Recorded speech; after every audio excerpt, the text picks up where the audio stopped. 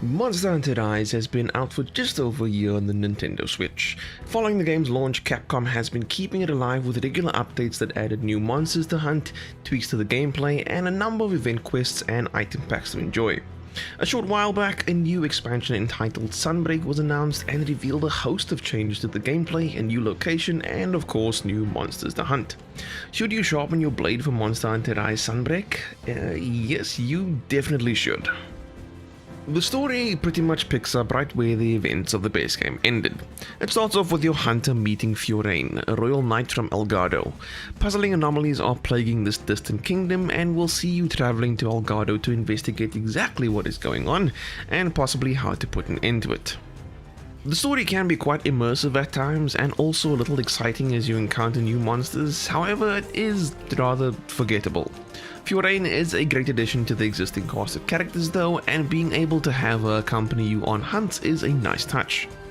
If this is your first time playing Monster Hunter Rise, then you will have to complete each of the game's main quests before being able to take on content in Sunbreak. The latter is essentially late game content, so you're going to need experience with hunting the original roster of monsters, in addition to being equipped with decent gear to avoid getting taken out in one shot. If you are a returning Monster Hunter Rise player, then you should have all that you need to get started with Sunbreak. However, it should be noted that the pacing in Sunbreak can be a bit slow, and main quests will require you to regularly upgrade your equipment if you want to succeed in completing them. This might feel like a grind and might be off-putting for some players, but it's definitely worth the investment. The gameplay loop remains largely the same. You hunt and slay or capture monsters and then use their parts to create new gear, which then allows you to hunt even stronger monsters. It doesn't sound incredibly entertaining on paper, but it's such an addictive loop, and it's quite exciting to pull off flashy moves with one of the 14 different types of weapons. The monsters themselves are also really cool, presenting a decent challenge and can knock you out when you least expect it. While the core gameplay will feel familiar, Monster Hunter Rise Sunbreak improves upon it by tweaking some of the gameplay mechanics.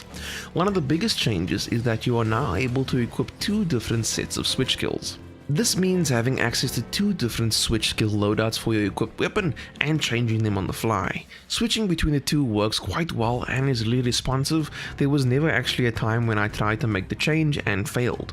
The addition of having two skill loadouts at your disposal actually makes such a big difference to the gameplay, since your arsenal is essentially expanded, leaving you with more options during combat. New monsters to hunt means new gear to craft, and there are so many new weapons and armor sets that are now available. Aside from the actual armor, there are also some new layered armor options, allowing you to customize the look of your hunter while maintaining the stats of your chosen armor. The new monsters are introduced fairly slowly though. The game first has you taking on variants of existing monsters from the base Monster Hunter Rise.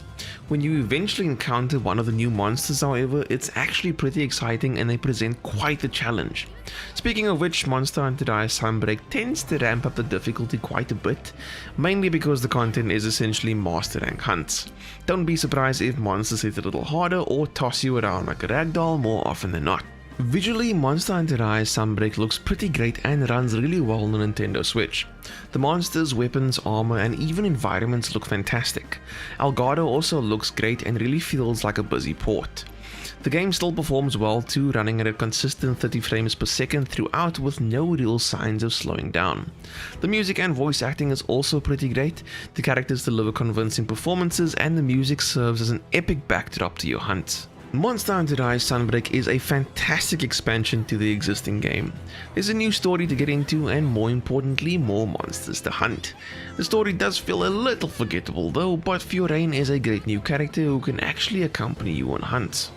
The tweaks to the gameplay, especially the ability to equip two switch skill loadouts, make a massive difference to the gameplay, allowing for more customization to suit your playstyle.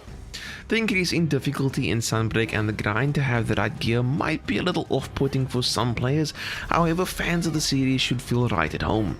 Monster Hunter Rise was already an excellent game. Sunbreak makes it even better and should be a treat for any Monster Hunter fan, especially with more content on the way.